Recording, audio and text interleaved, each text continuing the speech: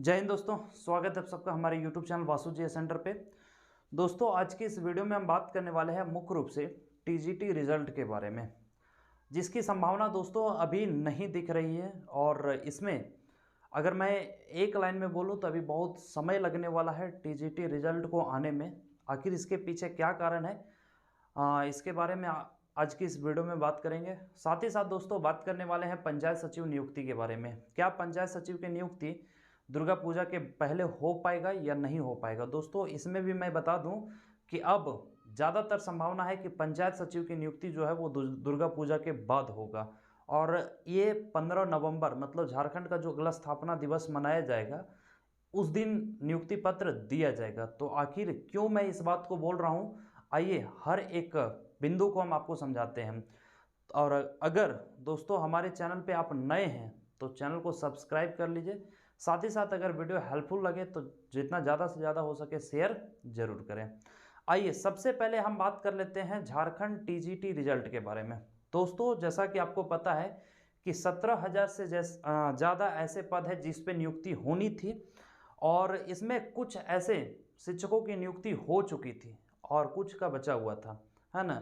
लेकिन अभी अब समस्या इसमें क्या बन गया है कि जैसा कि आपने देखा होगा कि हाई कोर्ट के द्वारा ये निर्देश दिया गया है, ये आदेश दिया गया है कि स्टेट को अब कॉमन मेरिट लिस्ट जारी करना होगा। अब इसमें सबसे बड़ी समस्या ये है दोस्तों कि कुछ ऐसे अभ्यर्थी हैं जिनकी नियुक्ति हो चुकी है, जो शिक्षक बन चुके हैं। अब अगर ऐसे में कॉमन मेरिट लिस्ट को अगर जारी किया जाता है तो हो सकता है कि उनको वैसे पदों से रिजाइन देना होगा, मतलब वैसे पदों से हटाना होगा। तो क्या वैसे शिक्षकों को पदों से, उनके नियुक्त पद से हटाना सही होगा, या फिर नियुक्त पद से हटाने के बाद क्या प्रॉब्लम हो सकता है, ठीक है। तो ये तमाम चीज़ें सोचने में अभी जैसा झारखंड जो है, झारखंड सरकार जो है असमर्थ है। इसलिए दोस्तों अभी एक नई बात निकल के आ रही है कि झारखंड सरकार जो है वो अब सुप्रीम कोर्ट की तरफ रुख करने की कोशिश कर रही है। और झारखंड सरकार जो है अब कोशिश कर रही है कि इस मामले को लेकर सुप्रीम कोर्ट जाएगी। अब सुप्रीम कोर्ट क्यों जाना चाह रही है वो बताता हूं मैं। देखिए जैसा कि हाई कोर्ट का आदेश है ना, कि कॉमन मेरिट लिस्ट जारी किया जाए। और सरकार के पास अब सबसे बड़ी समस्या ये है कि कुछ शिक्षकों की नियुक्ति हो चुकी है। अब जो बचे हुए हैं उनका नियुक्ति किस आधार पे किया जाए। कॉमन मेरिट लिस्ट पे के आधार पे अगर किया जाता है तो दोस्तों जिनका नियुक्ति हो चुका है तो उनको तो हटाना पड़ेगा, ठीक है। तो यहाँ पे समस्या फंस रहा है। इसलिए झारखंड सरकार क्या सोच रही है कि इस चीज़ के क्लियरेंस के लिए हम सुप्रीम कोर्ट में एक याचिका दाखिल करेंगे, है ना। हालांकि झारखंड सरकार ये भी चाह रही है कि सुप्रीम कोर्ट इस मामले को सुनने से मना कर दे, तो इससे झारखंड सरकार को क्या फायदा होगा वो समझिए, है ना। एक्चुअली झारखंड सरकार जो है सुप्रीम कोर्ट क्लेरिफिकेशन के लिए जाएगा कि आखिर हम किस आधार पे नियुक्ति दें, क्या कॉमन मेरिट लिस्ट अगर जारी करें तो किस आधार पे जारी करें। और अगर मान ले जाए कि कॉमन मेरिट लिस्ट जारी भी करते हैं तो जिनकी नियुक्ति हो चुकी है उनका क्या होगा, उनको उनके साथ क्या करना है। तो इन तमाम चीज़ों के क्लेरिफिकेशन के लिए सुप्रीम कोर्ट मामला जाएगा, ये झारखंड सरकार लेकर के जाएगा, ठीक है। अब इससे झारखंड सरकार को फायदा क्या हो जाएगा, अगर सुप्रीम कोर्ट इस पे कोई क्लियरेंस देने को एग्री होता है तब तो ठीक है, उसी हिसाब से झारखंड सरकार जो है वो नियुक्ति कर देगा टीजीटी का। लेकिन दोस्तों अगर उस पे सुप्रीम कोर्ट कुछ बोलने से या फिर उस पे कुछ क्लियरेंस देने से मना कर देता है तो दोस्तों तो भी झारखंड सरकार को फायदा है कि फिर झारखंड सरकार जो है वो अपने हिसाब से नियुक्ति करेगा। और इसको चुनौती देने के लिए फिर कोई भी स्टूडेंट सुप्रीम कोर्ट नहीं जा पाएगा।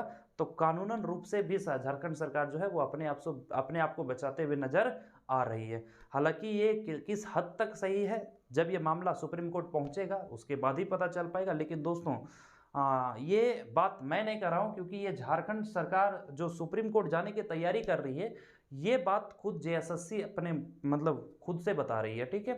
ये मेरा कोई बात नहीं है। अब क्यों जाना चाह रही है वो मैं आपको बता दिया।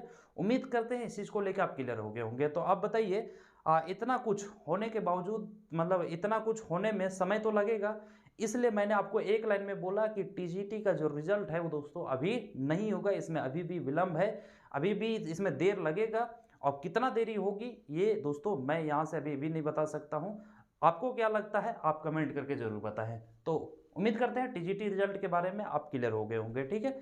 फिर भी इसके अलावा अगर किसी तरह का कोई डाउट रहा है तो दोस्तों आप कमेंट करके मुझे जरूर बताएं।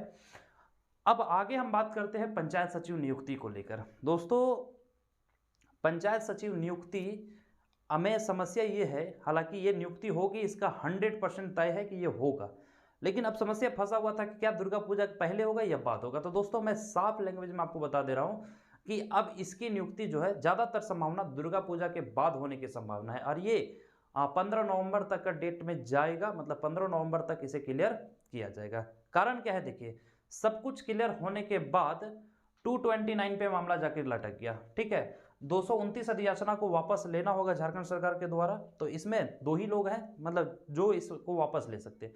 मुख्यमंत्री चाहे तो डायरेक्ट ले सकता है, नहीं तो इसको कैबिनेट के जरिए वापस लिया जा सकता है। दोस्तों ये भी अब तय हो गया, क्योंकि रिसेंटली अभी सचिव लेवल का जो बैठक हुआ था, सचिव स्तरीय जो बैठक हुआ था, उसमें ये निर्णय लिया गया कि ये कैबिनेट भेजा जाएगा। मतलब जो 229 का मामला है इसको कैबिनेट भेजा जाएगा। अब दोस्तों कैबिनेट भेजा जाएगा, इसके लिए जो सचिव स्तरीय बैठक था उन्होंने क्या किया है कि संलेख तैयार कर दिया। दोस्तों अब संलेख क्या है ये भी आपके मन में एक डाउट के रूप में उभरेगा। ठीक है, संलेख को भी मैं क्लियर कर देता हूं। देखिए जैसा कि मैंने यहाँ पे लिखा है कि संलेख विविध विषयों पर लिखा जाने वाला वह लेख जिसमें ठीक व प्रामाणिक विवरण होता है। अब देखिए ये दोस्तों संलेख जो बनता है ना, वो वो मुख्यमंत्री के सहमति से बनता है या फिर मुख्यमंत्री की जानकारी से बनता है। मतलब ये बात जो है वो कैबिनेट में जाएगा, ये संलेख में तय हो गया है। ठीक है, अब कैबिनेट में जाएगा दोस्तों, तो जब तक कैबिनेट की बैठक नहीं होती है और कैबिनेट में इसको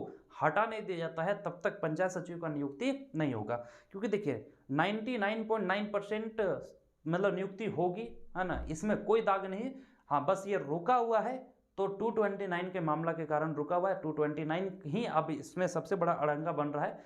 तो तमाम मतलब पंचायत सचिव के उन तमाम अभ्यर्थियों को अब बहुत ज़्यादा दिमाग ना लगाकर इसको ख़त्म करने को दिमाग लगाना चाहिए, है ना।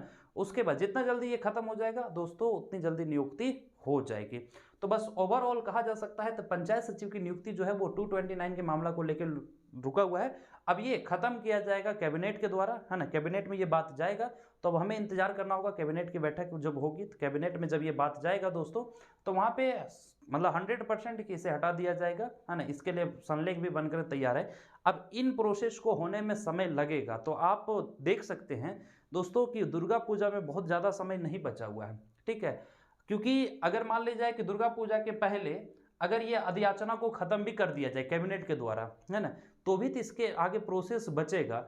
तो इतना जल्दी मुझे नहीं लगता कि ये प्रोसेस कंप्लीट हो पाएगा। इसलिए मैंने आपको बताया कि दोस्तों अब इसकी संभावना जो है वो ज़्यादातर दुर्गा पूजा के बाद होने की दिख रही है ना। और ये हो भी सकेगा। तो अब दोस्तों झारखंड सरकार का नज़र रहेगा कि वो जब झारखंड के गठन दिवस को मनाए, झारखंड के स्थापना दिवस को मनाए, तो दोस्तों उसमें कुछ तो मुद्दा होना चाहिए ना इनको, है ना, स्टूडेंट्स के हित में। क्योंकि ये चुनावी रैली जब कर रहे थे तो इन्होंने बड़ा बड़ा फेंक करके आया है कि नहीं हम मतलब युवाओं को रोजगार देंगे।